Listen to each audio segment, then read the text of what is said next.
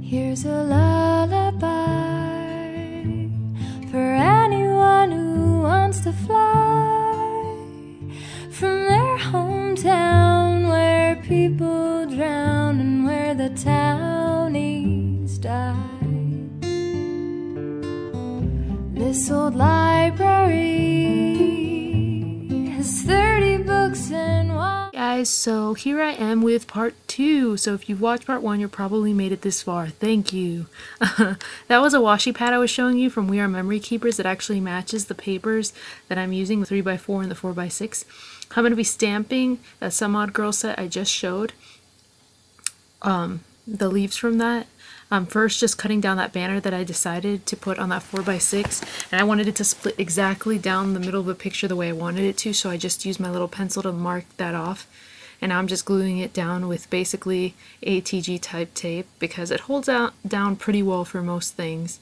So that's usually what I use it for, just paper mostly.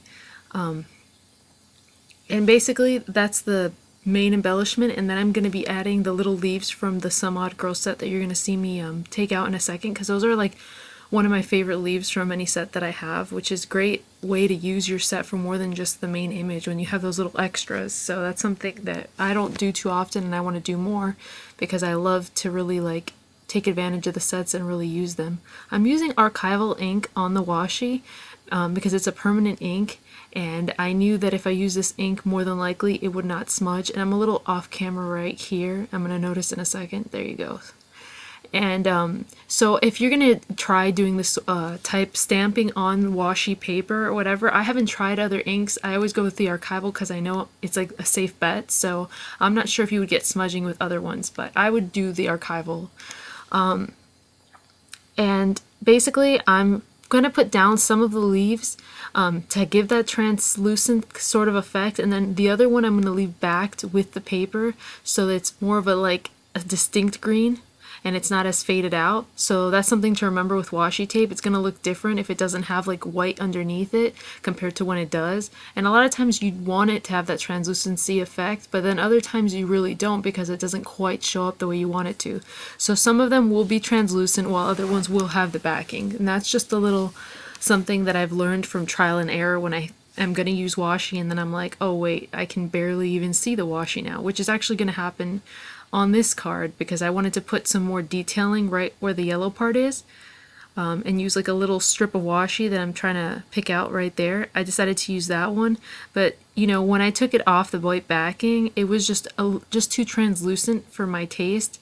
So even though you're going to see me put it there and even take it off the backing, I'm going to end up putting it back on the backing because I like it better actually with the backing on it. So I mean, I guess I probably could have just used a paper for this, but I really liked that specific, you know, washi because it went with the rest of the whole set and I knew it was going to match perfectly. It's kind of like the similar color to my main card. Not my main card, I forget what you call it, like the top one with a little sparkly bow. But anyway, I'm using my tiny attacher to basically. So as I was saying, I used my tiny attacher and attached that, and now I'm going to work on my next card. I'm going to use this white manila tag, and basically I've already decided I'm going to use this pink Fresh Studios stamp that I recently got, and I don't remember the name off the top of my head, but I think it's the only stamp set that they sell, so it shouldn't be hard to find. And then I'm using a Hero Arts ink, I believe Tide Pool. And I'm using that post-it tape that I showed you guys in a haul that I did earlier to cover the stars in that sentiment basically, because I don't want that as part of the stamp. So this is a great way to use post-it tape as well. Just stamp over that part that you don't want, which is the little stars, and then just take off the tape and then simply stamp the image down. Honestly, it's like the best thing since sliced bread. I'm like, it's just such a good way to do it. So there I got what I wanted without getting those little stars, and then I'm stamping from the same stamp set another sentiment because I kind of want to play with the fonts and not use the same font all the way across because it's kind of just fun to do that. And this boy stamp is also from the same sentiment, and then the "and" is from a Studio Calico set, I believe called Monkey Bars or something like that, but it's really hard to find. So you could use any alpha you have, like your Cameron Alpha or LA Studio. And I'm using this washi tape, which is also from Pinkfresh Studios. I really love their stuff. Like, it's awesome. Hopefully one day when I have extra time I can be on like some design team studio thing. That would be fun to do again. But yeah, basically I just used that washi tape on the manila, and I'm going to be cutting off the excess tag that's hanging off the edge, as well as the excess manila, not the excess manila, the excess washi, because I really wanted the pink part of the washi to show, but not the other half, as much as I love the other half. And now I'm using a bunch of embellishments that I created ahead of time, which I normally do when I'm going to work on Project Life. I create a few embellies myself, like that cork with the star, and then that little tag. It's not a tag, it's like a little embellishment with a heart and a flower, and I use that punch to make the heart, and then I use those pins I got from Target and I kind of glued it down to the back of that heart, and that created my embellishment. And then I created another embellishment using some of that glitter gold stickles with one of those little circle wood veneers from Studio Calico. And I'm sorry if I'm going a little quickly, you guys, but I figured it was faster for this video to make it and not in current time, but fast forwarding it, because if not, the video would be a lot longer, and I don't like videos that are too long myself normally. So if it feels a little too fast, y'all let me know, because I love your feedback. And this is the next card I'm working on.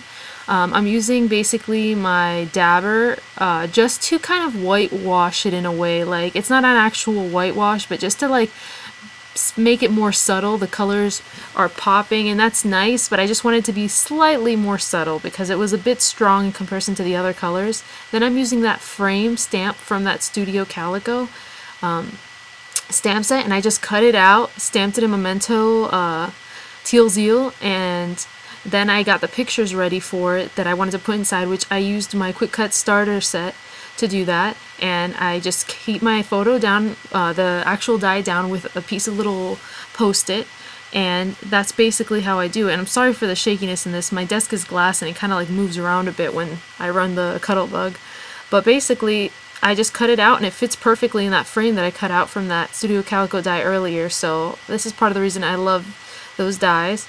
And now I'm just putting the actual little frames that I cut out over the actual pictures, and I cut out the insides with an X-Acto blade. It wasn't very hard to do, and then I kind of like put a little bit of dye in the inner edges of any of the parts that looked a bit rough. So that's something to keep in consideration whenever you're cutting out something in that sense. And then I'm using my Tano Mono Multi just to glue down the picture.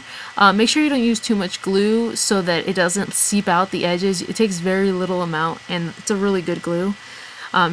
Now that that card is dry, I'm just going to use that foam adhesive to put it on the back of the pictures and basically have them kind of more dimensional. And I love that foam adhesive because it doesn't put them too high. It's more of like a lesser foam adhesive than regular ones. So I really like it. I prefer it to usually other ones, even though I have tried the 3M foam adhesives and I also like those, but I like this one for a more subtle effect. And I don't want it to stand up too much in the pocket itself. And I'm going to warn you, with the other embelly I made on the other card that has that little flag and that rose, you know, it kind of slightly pushes it out because the embelly is kind of layered. So keep that in mind when you're embellishing. Now that I have both those photos down in the frame, I'm going to use this little tag by Jelly Bean Soup. And just so you guys know, I lost my train of thought! I was going to tell you guys something important, now I can't remember. Well, since obviously it wasn't that important since I can't remember, basically I added that to the bottom to make it look kind of like a gallery type photo art thing that you would see, and that was the effect I was going for. And then I added some more bling so that it goes with my top card that has the bling as well. And I just love how it turned out, and I hope you guys do too!